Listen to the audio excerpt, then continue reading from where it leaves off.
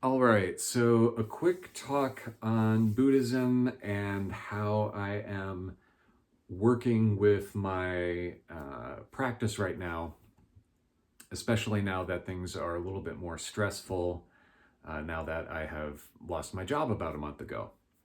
So, Buddhism, as you may know, is really founded on this idea of there is no self, and all is transitory, and one other big thing that I'm forgetting, right? But these are the causes of suffering, like this grasping at this idea of a self in particular. And what I was called out pretty gently and politely by somebody, but I was like, okay, I'm down for that. So mainly about leaning into this idea of anatta, which is this no self. So I've been working on that and really focusing on, okay, am I doing things from this egotistical perspective, and really just trying to work with the different practices that I have at my disposal. Um, I am a strong believer that if you get very good at the fundamentals of something, that really there's you can learn the extra fancy things that you can do, but really it comes down to how well do you work on, do you practice your fundamentals. I'll give a couple examples. One, there was this Penn and Teller episode of Fool Us, and I cannot find the video for the life of me. If you can find it, let me know. But Penn and Teller, there's apparently this magic trick, right? And I'll go like this so you can see it, where the idea is that a penny or a coin starts here, and then it seems to just on its own, just kind of move along your finger. And the magicians knew that trick, that Penn and Teller were actually this time showing how to do the trick to a bunch of magicians, and they knew the trick already, right? But when they were watching Teller do the trick, they're like, I don't know what this trick is. And Penn tells them the name of the trick, and they're like, yeah, I know that trick, but, I've never, this doesn't look like that. And the reason why is that Teller was doing an amazing job doing that. And what Penn said is, the way you've seen that trick done is somebody who has not really worked at it the way that Teller has done it. Teller has worked on this over and over and over again for years, right? And so they were able to fool these other professional magicians, and of course, the show is all about fooling each other. And there's also like this axiom where if you watch a beginner learn a move in, let's say, martial arts, and I clearly have not done martial arts because I'm just doing this thing with my hands. But if you watch a beginner do a move, and you watch an expert go ahead and do their practices, they will do that same move. And the only difference is that they've been practicing that same move for years, and they will not, that move will be far more effective, not only because they've built up the muscles around it, but they have perfected the form, right? So it is a far more effective move or motion than the beginner, and they will more often than not just rely on that beginner's move, but it's so much more effective just because they continue to practice it. So all of this is to say that I think the same thing goes with spiritual practice. And what are you doing within your spiritual practice? So for me, I've been trying to solve this n-dimensional equation using a lot of discipline. I'm taking a rest today from some very long walks, trying to lose some physical weight as opposed to metaphorical weight. Again, I'm running on 3 hours of sleep. But really trying to get in a good habit of where's my mind, What am I thinking about? Am I really reflecting on this? Because I've had the experiences, right, of a clear light mind. I've had experiences of, not of understanding that this whole idea of self and body and all of that is transitory, and in some senses is not entirely real, or not something to be relied on, right? It's an arising, right? So after being, called out, and I did appreciate it. I still appreciate that whenever somebody gives you a little redirection. It's like, okay. So after hearing that and really thinking about it, I kind of went back to basics, right? Like, where is this self? Is this self? I'm like, no, there's not, okay.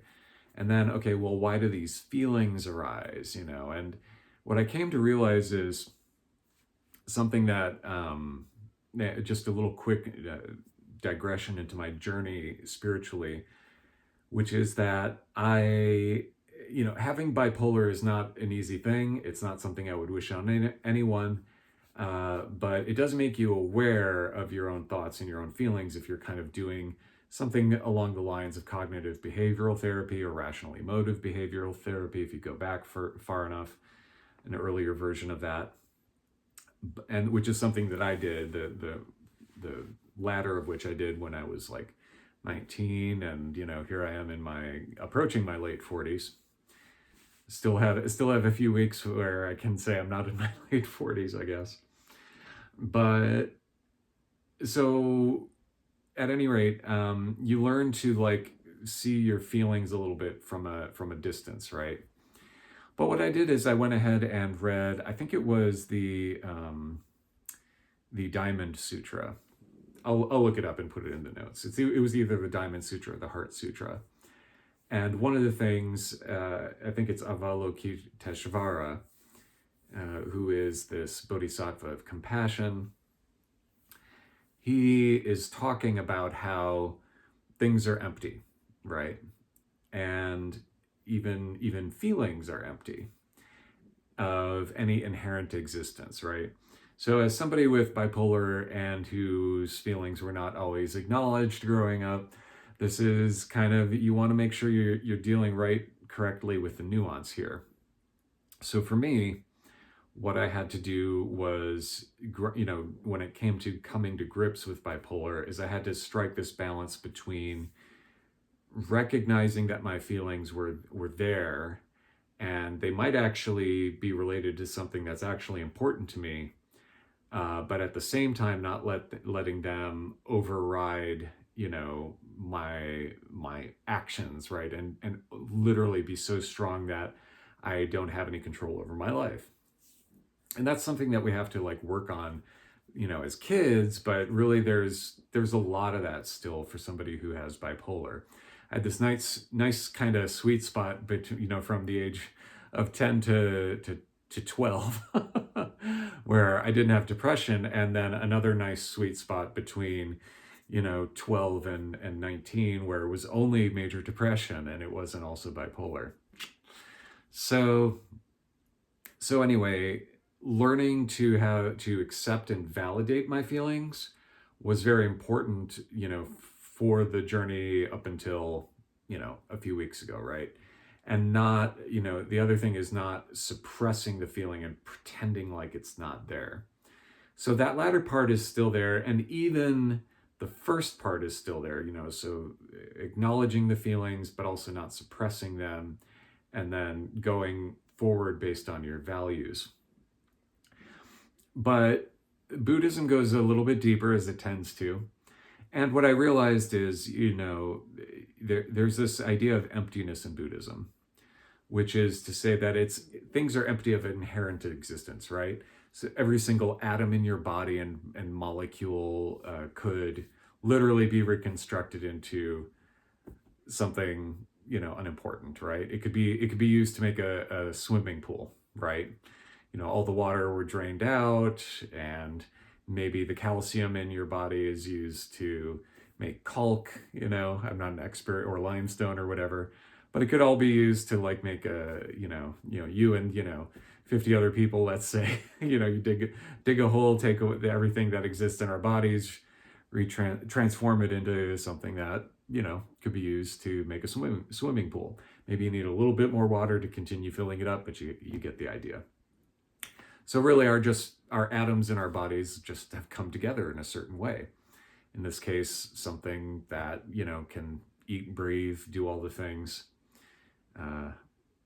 So there's this emptiness of inherent existence, right? It could be anything. And that phrase, it could be anything, just happens to manifest as this, that would be sort of the equivalent to arising, right? I'm not a teacher, and this is not, the final word on Buddhism, but this is just sort of a general concept of that allows us to better see this and deal with concepts like no self, right? It's like, oh, if I'm clinging to this concept of an immortal me that does this and that or the other thing, what you're really doing is you're not accepting things as they are, right? So that's why the word dharma or universal law is applied in Buddhism in this way. Yeah, the dharma is that, you're not this immortal, unchanging thing. You will go through changes, and you may be completely different. And if you look at the things you were interested in when you were 7 years old versus the things you're interested in now, totally different, right? Very different. So, the only underlying thing you could argue is maybe happiness, right? You're still interested in that. Well, turns out true Buddhism or true happiness comes from all of the things that that come along with the Buddhist practice: caring, compassion for others, so on and so forth. So when it comes to my emotions and feelings, one of the things that I had to recognize was that feelings also are something that don't have an inherent existence, right? Somebody slaps me across the face, obviously the feeling that I would have there would be very different from what I have sitting talking to you right now versus eating a nice piece of angel food cake, which is my favorite kind of cake. All of these different things, these different emotions that would arise, it's literally just something that bubbles up from circumstances and arises and falls and blah, blah, blah, blah. So recognizing that has been important for me to realize, okay, I can, not take them as seriously or as something that I would identify with, right? In fact, I shouldn't be identifying with anything as a Buddhist. So really just recognizing feelings and thoughts as they come up, and not really being this unborn, this unarising Buddha nature, which is the ability, which is kind of hard to get into, but basically it equates to like this clear mind, this nature of mind that is free from arising from that, something that the mind naturally settles into, right? When you are in deep meditation or whatever the case may be, then, oh, okay, that's the thing that I really need to focus on, really need to cultivate to always kind of get back there so that eventually I can become a Buddha. So all of this, in the various stages of becoming a Buddha, ideally trying to hit that stream enterer phase so that sorry, my alarm went off. So that you'll be done with reincarnation, so you can become a Buddha, and as a Buddha, then you can be that much more effective, helping others with their, transcend suffering, basically, right? So that's kind of where I am right now, is like just kind of working over and over again, perfecting those beginner moves and realizing that, I'm in difficult circumstances right now, but I am not without capacity to overcome things that are going on in my life, and not getting too attached to a particular solution. So when I spent 4 hours applying for a job, okay, and getting auto rejected first thing this morning, 3 hours later, running on 3 hours of sleep, just recognizing that, that's, first of all, that's how it goes. Second of all, why get attached to that and that feeling when, It's just the nature of reality. All is transitory, right? So that's kind of where I am. So that's a little reflection, Buddhist reflection on how to work with reality, remembering, there is no inherent existence, there's no inherent self, and that everything is dissatisfactory in and of itself, so really the focus on is sort of dealing with things that